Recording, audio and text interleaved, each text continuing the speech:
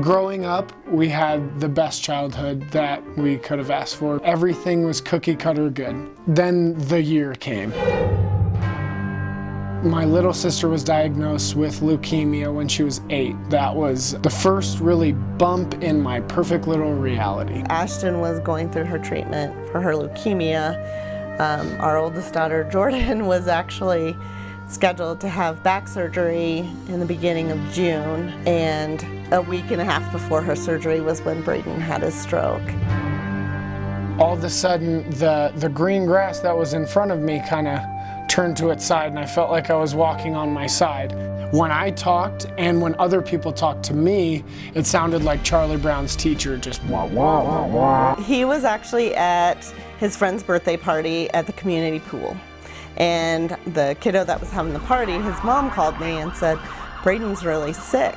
My left side curled up, so my left arm came in like this, and my left foot turned in. When that happened, I thought to myself, okay, this is really serious. He had a lot of pain.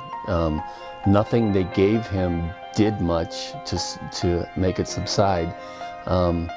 It was gut-wrenching.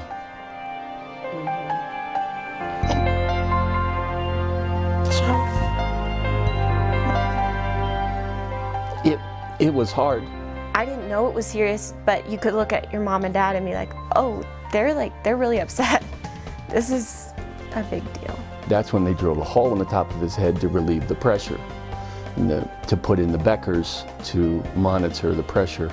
I knew that he was gonna have brain surgery. I remember when I found that out, and I think that was more of like, whoa, this is serious. There was that one moment where I really realized that my life was never gonna be the same. And over the last 10 years, I've spent a lot of my time trying to create systems so that we can create a world-class system for treating kids with stroke here. And Braden was really part of the inspiration for doing that. They would bounce the ball to him and he had to hold it up over his head and throw it back, and he could barely even get it up over his head. And so for Garrett that was tough, because Garrett was Braden was yeah, he was the athlete. You know, I wanted to be just like him, and so to see him going from a star athlete on baseball, basketball, football team to laying in a bed, tubes, monitors, it was tough to see what he had become after the stroke. He wanted to be a professional football player. Like, this is kind of what he hung his hat on, was being good at sports. And I was just happy to have him alive. I was just happy to have him alive. The number one thing in my mind was, when can I play football again? That was the only thing I cared about. The immediate response from doctors was, no way can you play football. I actually decided to quit playing football. It was tough, knowing that was something that he had loved so much. I applied through South Jeffco football to be a football coach. And a coach called me and said they needed some help on their offensive line. Mike Burns, wonderful man, took me in and made me he made me the offensive line coach of their 3rd grade team. And that meant so much to me, because I was back in football. So right now I run a day program for adults with developmental disabilities at Stepping Stone. It's a really cool connection that I have with people with special needs now, especially kids who are nonverbal, because I've had both of the worlds, being able to communicate every thought I have and then not being able to communicate vocally at all. He's one of those people that will always get a hug.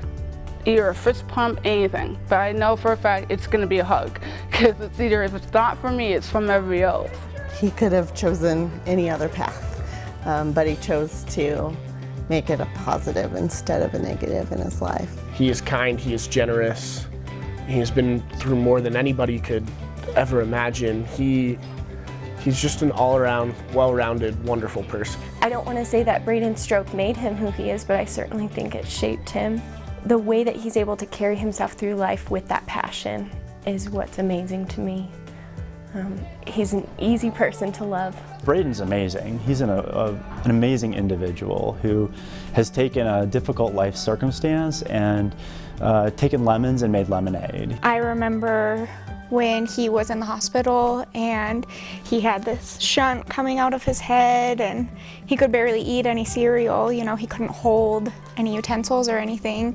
And now he's this person who helps other people who struggle with day-to-day activities, and it's just amazing how full circle he's come, and he is just the best person to be around. My stroke has 100% created the person I am today. I believe that any person with special needs has a purpose in life. It's our job to find what their purpose is in life. And I feel like me having that connection is pretty powerful. When a child has a stroke, it's not a small deal, it's a big deal. It impacts that family, it impacts that child for their entire life, which is going to be hopefully a very long and productive life. And so understanding how we can treat kids better with stroke is an extraordinarily important endeavor and something that I'm really appreciative that the American Heart Association supports.